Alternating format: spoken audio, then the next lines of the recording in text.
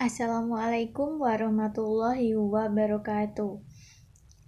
Kami dari kelompok 7 yang beranggotakan saya, Mutiara Rohmatul Husna sebagai moderator, Iska Wahdatus Syifa, Nur Lailatus Saadah, dan Bahrotus Syafiqoh.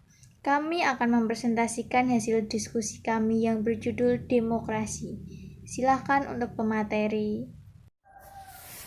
Pengertian demokrasi. Demokrasi berasal dari bahasa Yunani demokratia yang berarti kekuasaan rakyat. Demokrasi berasal dari kata demos yang berarti rakyat dan kratos yang berarti kekuasaan. Menurut Kamus Besar Bahasa Indonesia atau disingkat KBBI, demokrasi adalah gagasan atau pandangan hidup yang mengutamakan persamaan hak dan kewajiban serta perlakuan yang sama bagi semua warga negara. Kemudian bentuk-bentuk demokrasi. A. Berdasarkan penyaluran kehendak rakyat, ada demokrasi langsung dan demokrasi perwakilan. Kedua, atas dasar prinsip ideologi, ada demokrasi liberal, rakyat, dan demokrasi Pancasila.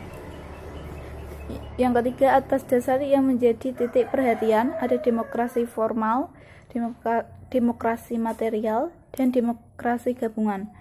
Yang terakhir, bentuk demokrasi menurut Clark. 1. Demokrasi liberal, 2. terpimpin, 3. sosial, 4. partisipan, dan kelima demokrasi konstitusional. Prinsip-prinsip demokrasi. 1. Pemerintahan berdasarkan persetujuan dari yang diperintah. Kedua, kekuasaan mayoritas. Ketiga, hak-hak minoritas.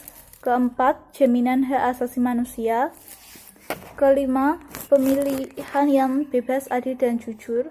Keenam, persamaan di depan hukum. Ketujuh, proses hukum yang wajar. 8. Pembatasan pemerintah yang konstitusional. 9. Pluralisme sosial, ekonomi, dan politik.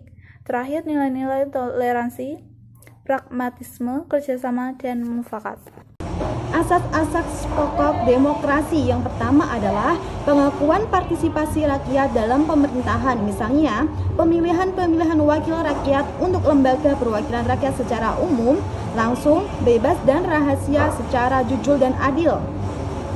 Yang kedua adalah pengakuan hakikat dan martabat manusia, misalnya adanya tindakan pemerintahan untuk melindungi hak-hak asasi manusia demi kepentingan bersama. Selanjutnya adalah ciri-ciri pemerintahan demokrasi. Yang pertama adalah adanya keterlibatan warga negara atau rakyat dalam pengambilan keputusan politik, baik secara langsung maupun tidak langsung. Yang kedua adalah adanya pengakuan, penghargaan, perlindungan terhadap hak-hak asasi rakyat atau warga negara. Yang ketiga adalah adanya persamaan hak bagi seluruh warga negara dalam segala bidang. Yang keempat adalah adanya lembaga peradilan, kekuasaan kehakiman yang independen sebagai alat penegakan hukum.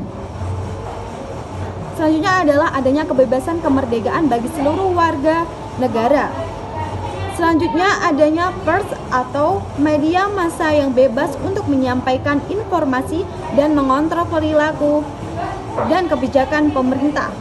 Selanjutnya adalah adanya pemilihan umum, dan yang terakhir adalah adanya pengakuan terhadap perbedaan keberagaman. Selanjutnya adalah demokrasi liberal atau parlemen tahun 1945 sampai 1959. Ciri-ciri demokrasi liberal sebagai berikut. Yang pertama adalah kontrol terhadap negara, alokasi sumber daya alam dan manusia dapat terkontrol.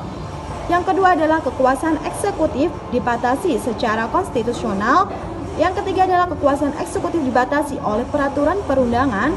Dan yang terakhir adalah kelompok minoritas agama etnis boleh berjuang untuk memperjuangkan dirinya. Demokrasi terpimpin periode tahun 1959 sampai 1965.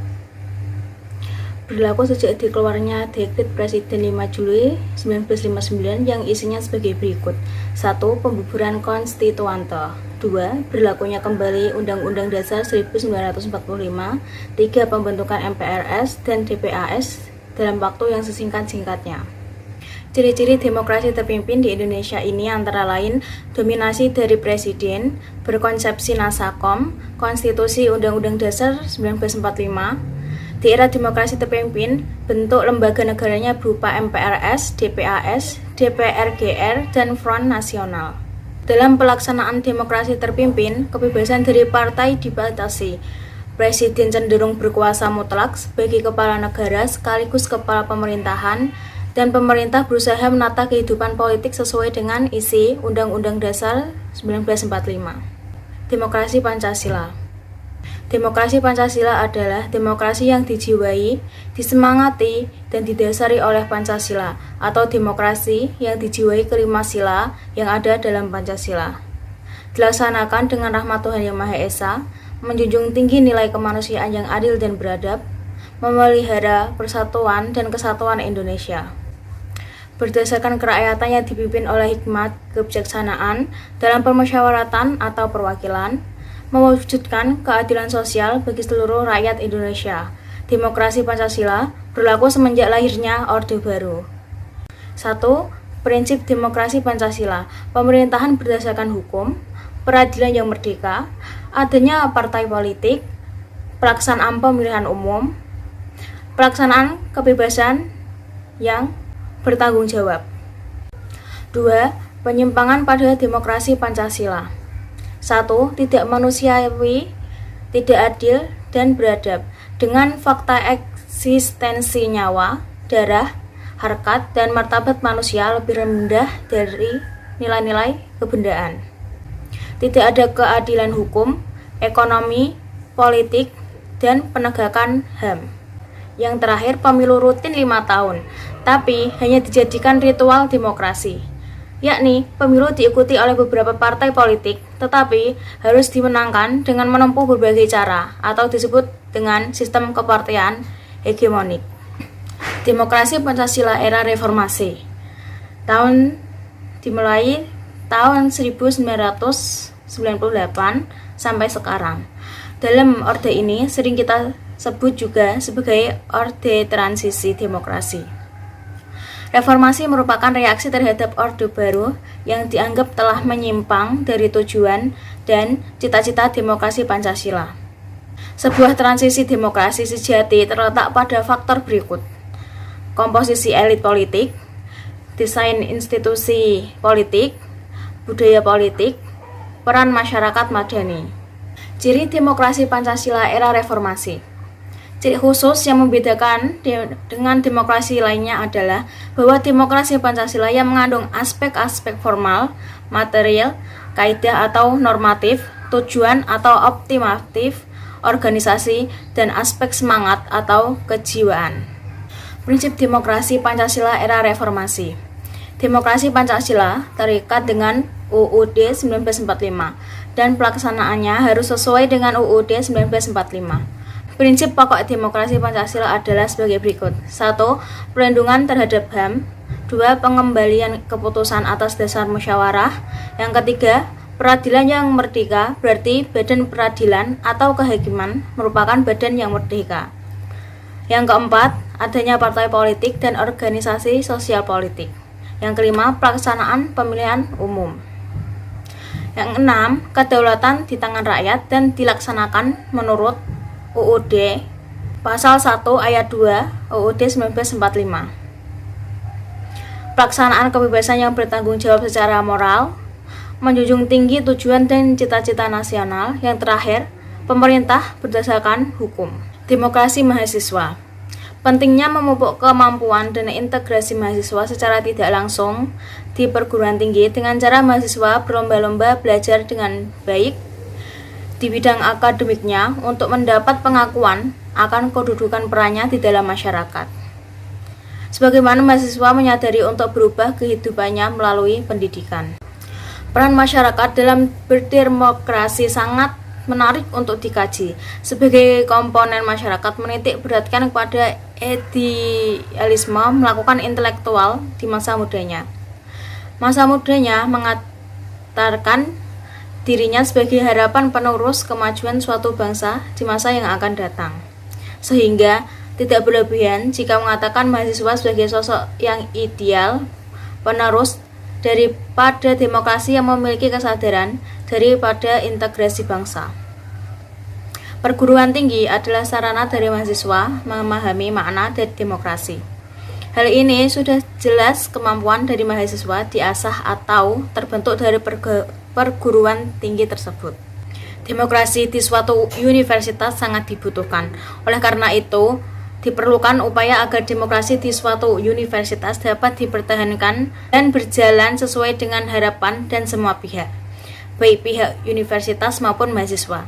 Dalam hal ini dideskripsikan beberapa upaya yang dapat dilakukan oleh pihak universitas untuk mempertahankan demokrasi mahasiswa di universitas. 1. Memberikan kebebasan kepada mahasiswa untuk mengekspresikan diri melalui kegiatan demonstrasi. Hal ini dapat melatih vokal dan analisis mahasiswa dalam berbicara di hadapan khalayak ramai. Yang kedua, melibatkan pihak mahasiswa dalam hal pengambilan kebijakan oleh pihak universitas, sehingga terjadi kontroversi antara pihak universitas dengan mahasiswa selaku objek yang akan menjalani kebijakan tersebut. 3. Memberikan fasilitas kepada mahasiswa dalam melakukan kegiatan-kegiatan ekstra maupun intra-kampus, terutama dalam kegiatan yang berorientasi di masyarakat, seperti bakti sosial kepada masyarakat. Yang keempat, memberikan kebebasan kepada mahasiswa untuk mengaktualisasikan minat dan bakat yang dimiliki oleh mahasiswa, dengan tidak membatasi waktu dan tempat. Yang kelima, pihak universitas harus bersikap objektif dalam memberikan penilaian kepada mahasiswa sesuai dengan kemampuannya dan dengan mempertimbangkan faktor-faktor lain yang dapat mempengaruhi sistem penilaian. Yang keenam, memberikan kebebasan kepada mahasiswa untuk melakukan kegiatan keorganisasian tanpa harus mengintervensi hal-hal yang menjadi hak dan kewajiban mahasiswa selaku pengurus dalam organisasi mahasiswa itu sendiri. Yang ketujuh, menyediakan program-program yang dapat membantu percepatan studi mahasiswa, sehingga mahasiswa dapat menyelesaikan studinya sesuai dengan jangka waktu yang telah ditentukan, tanpa harus mengeluarkan kebijakan untuk drop out kepada mahasiswa yang telah melewati jangka waktu masa studinya. Sekian presentasi dari hasil diskusi kami. Apabila terdapat salah kata, mohon dimaafkan. Wassalamualaikum warahmatullahi wabarakatuh.